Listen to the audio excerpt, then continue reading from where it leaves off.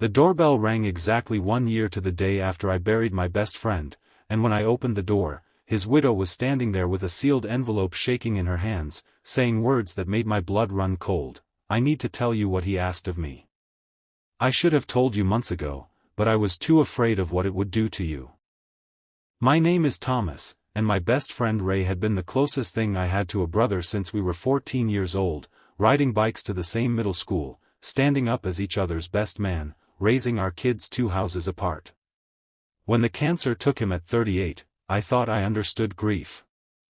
I thought I'd felt the worst of what losing someone could do to a person. I had no idea that a year later, his widow Sarah would show up on my porch and hand me a piece of him I never knew existed, one that would change the way I understood our entire friendship. If you believe that the people we love never really leave us, that they find ways to reach us even after they're gone, hit that like button right now, drop a comment and let me know you're here, share this with someone who's ever lost someone too soon, and subscribe, because what Sarah told me that night is something I think everyone needs to hear. Sarah stood on my porch in the cold October air, her coat pulled tight around her, and for a long moment she just looked at me like she was trying to find the courage to speak.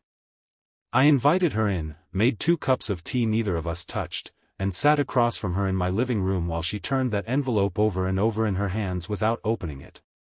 She told me that in the last 6 weeks of Ray's life, when the hospice nurses came twice a day and he could barely hold a pen steady, he made her promise something. He made her swear that exactly 1 year after he died, not a day sooner, she would come to me and tell me the truth about the 2 years before his diagnosis, the 2 years I had spent quietly resenting him without ever saying a word out loud. I need to back up, because to understand why that moment on my porch nearly broke me, you have to understand what those 2 years had done to our friendship. About 3 years before Ray got sick, I lost my job in a round of layoffs at the plant where I'd worked for over a decade. Around that same time, my marriage was falling apart, my savings were disappearing, and I reached out to Ray for a loan to keep my family afloat until I found new work. He said no. Not just no, but a cold, distant no, over the phone, in under 2 minutes, the kind of no that didn't even sound like the man I'd known my whole life. After that call, something between us changed. He stopped answering some of my texts. He missed my son's birthday party for the first time in 8 years. We still saw each other at neighborhood gatherings, still nodded and made small talk, but the closeness was gone, replaced by a quiet, aching distance neither of us ever addressed. I told myself he'd changed, that success and a bigger house had made him forget where he came from. I carried that resentment all the way to his funeral, and I hated myself for it every single day since, because you cannot apologize to a headstone and have it apologize back. Sarah finally opened the envelope with hands that wouldn't stop trembling, and inside was a letter in Ray's handwriting, shakier than I remembered it, clearly written in pieces over several difficult days. She read it out loud because she said Ray had asked her to be the one to say the words to my face, not just hand me a piece of paper and walk away. The letter explained that the week I called him asking for help, Ray had just found out, from his own doctor, about a shadow on a scan that would later become the diagnosis that killed him. He hadn't told anyone yet, not even Sarah. He was terrified, drowning in his own fear, and in a moment of panic and self-preservation he could never fully explain even to himself, he pulled away from the one person who would have seen straight through him and asked what was wrong. He said no to me that day not because he didn't care, but because he knew if he heard my voice for longer than 2 minutes, he would break down and tell me everything, and he wasn't ready yet to say those words to anyone.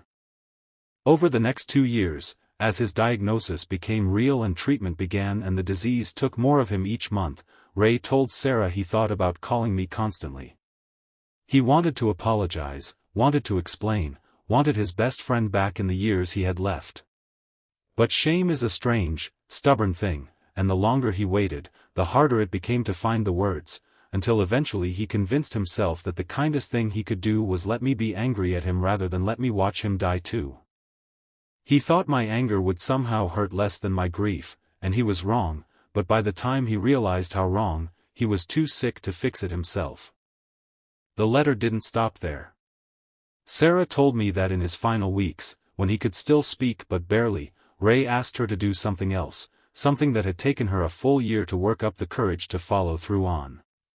Buried in a shed behind his house, in a metal lockbox Sarah had never opened until 3 weeks before she came to see me, was a manila folder with my name written across the top in Ray's handwriting.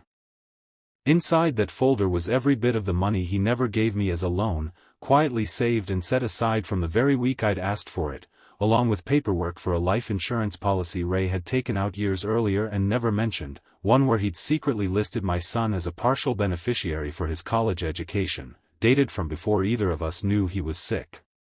He had spent 2 years pretending he had nothing to give while secretly building a safety net under my family the whole time, too proud, too scared, too heartbroken over his own choices to ever admit it to my face. I sat in my living room that night and cried in a way I hadn't let myself cry even at his funeral, because grief without answers is a very different thing from grief with the whole truth finally sitting in your lap. I wasn't angry at him anymore. I couldn't be. I understood, in a way that rearranged everything I thought I knew about those 2 silent years, that Ray had spent the end of his life quietly loving me exactly the way he always had, even when it looked to the outside world like he'd stopped. If this story has touched something in you tonight, if it's made you think of someone you lost too soon or a friendship you wish you'd fought harder for, please take a moment to like this video and leave a comment. Knowing this reached you means more than you know, and it helps this story find other people who need it too.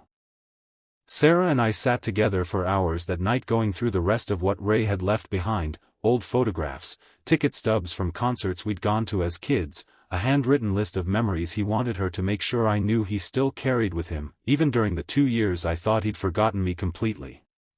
She told me he asked about me by name in his final week, asked if I was doing okay, asked her to make sure this letter reached me exactly 1 year later so that I would have had time to grieve him honestly first, without this truth softening the loss before I was ready to feel the full weight of it. Before I close this out, I want to ask you something, and I really do read every single comment. Have you ever found out the truth about someone only after it was too late to tell them it changed everything? Write it below, I'd be honored to hear it. I used part of what Ray left behind to pay off the last of my old debts, and I put the rest, exactly as he intended, into an account for my son's education, a fund my boy now calls his Uncle Ray Fund without me ever having to explain why that name matters so much. Sarah and I still have dinner together every few months, and every October, on the anniversary of the day he died, we sit on my porch with 2 cups of tea and talk about him like he never really left the conversation at all. My best friend's widow showed up on my doorstep a year after he died to finish a promise he made from his deathbed, and in doing so, she gave me back the friendship I thought I'd lost long before the cancer ever took him. Some people love us loudest in the silence, and I will spend the rest of my life grateful that Ray found a way to make sure I finally heard it.